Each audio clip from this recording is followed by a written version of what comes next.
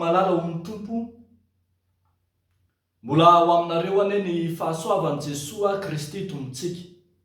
Amen. Manantena an'Andriamanitra velona. Manantena an'Andriamanitra velona. Zany no misongadina amin'ity mofinainantsika ity. JOBA 9:20, 5:20 hatramin'ny 5:20. Manantena an'Andriamanitra velona. Ny rahantsika rehetra nafantatra reo fizahan-toetra mahavaivay izay nahazo any JOBA mpanompon'Andriamanitra. Miatra manaina, niatra tamin'ny nofony, tany amin'ny fony, tany anatiny tany nandevilevy azy. Ireo karazam-pahoriana maro izay nanjo azy, ny fahafatesany zanany, ny fahaverezany harena, ny aretina izay nanjo azy, ary indro koa ankehitriny to nisintaka sy niala taminy avokoa ireo olo-pantatra sy namana rehetra, hatramin'ny kely indrindra ka hatramin'ny lehibe indrindra. Tatsika manomboka amin'ny 4:40 fa niala nanadino an'i JOBA avokoa ny olona rehetra, ny sakaizany, ireo vahiny mpitoetra tao aminy, ny ankizy vaviny, ny mpanompony, eny na dia ny ray tapo aminy sy ny zaza madinika aza, dia to tsisy ny haino azy intsony. Dia izany indrindra no natonga n'ity namana anankiray, Bildada, izay nanao lahateny, nanandrify azy ka nilaza fa mpanota ianao, diso ianao matoa zohino izao ratsy rehetra izao, ialan'Andriamanitra tanteraka ianao, ary izany no ahatonga an'izao fahoriana izao satria efa niala taminao, nafon'Andriamanitra ianao. Eto amin'ity mofinaina ity kosa, ny valitenin'ny JOBA tamin'ny Bildada dia valiteny miendrika na mifono fanantenana. To milaza, to miteny fa matoky an'Andriamanitra izy, ary ny Andriamaniny dia Andriamanitra velona. Izy amin'ny maha-olombelona azy mety anapetra, mety hiara-ny fahafatesana, hody vovoka, satria vovoka no nanalana azy. Fa ny Andriamaniny kosa tsy mba toy izany. Zao no filazany azy hoe fantatro koa izy fa velona ny Mpanavotra, ary hitsangana any am-parany eo ambonin'ny vovoka izy. La hoe Mpanavotra ahy dia misy dikateny maro entina ilazana azy. Ao no miteny ny hevitry ny sasany dia ny hoe ilay mpamaly ahy, vengeur. Ilay mpamaly azy na ataoko hoe ilay mpiaro ahy tahaka ny fiaron'ny ray aman-dreny ny zanany, tahaka ny fiarovany sakaizany ny namany, no anambarany fa tsy maintsy mbola hiarovany Andriamanitra velona azy, ka io vovoka izay fiafarany zanak'olombelona io dia mbola ho hitsakitsahana, mbola hisandatra eo ambonin'io Andriamanitra, tsy levon'ny fiainana vovoka ka tonga mody fahafatesana, fa hiotra na handresy ny fahafatesana ny Andriamanitra.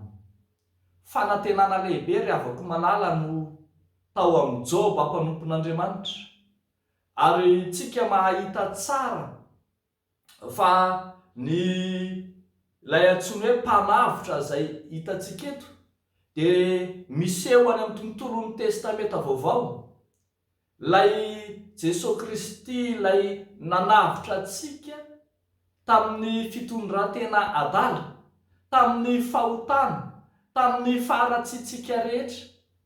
Tena nanavitra antsika tahaka ny nanavotany Boaza amin'ny rota fahizay, tatsika ny amin'ny bokon'ny rota zany, ka dia indro foanany ny lasa rehetra ka akariny tahaka ny vadiny, lay izay tsinotsinona sy tsy mendrika, eny lay izay tahaka ny maty aza, dia omeny aina vaovao indray. Ravako malala ho ny tompo, mampahery sy mampanantena antsika mpanompon'Andriamanitra manokana izao tenin'Andriamanitra ao, atsika kristianina izay miaritra sedra maro, ady mafy, mandalo fizaham-toetra amin'ny endriny maro samihafa. Mampahery antsika izao tenin'Andriamanitra izao fa natoinona toerana misy anao ka mety efa ho lasa vovoka, fongana, ringana, maty, tsy mananaina ny aktivité anao na ny sahanasanao na ny fiarinao, dia mbola afaka manantena n'ilay Andriamanitra izay mpamelona aina vaovao, lay Andriamanitra izay tsy resin'ny fahafatesana, lay Andriamanitra izay mampody fifaliana ny alahelonao. Manana fanantenana rehavako malala fa tsy manary mandrakizay Andriamanitra, fa ny toe-javatra izay miseho eo aminao dia mandalo vetivety fotsiny ihany, miserana fotsiny ihany zany, fa mbola ho avy ny fotoana ahitanao an'Andriamanitra, lay Andriamanitra hiantsehatra handray an-tanana ny rarahanao sy izay rehetra mandalo eo amin'ny fiainanao. Manana fanantenana fa izay rehetra mitoky amin'Andriamanitra velona dia zarany fiainana avy aminy ka tonga velona tahaka azy.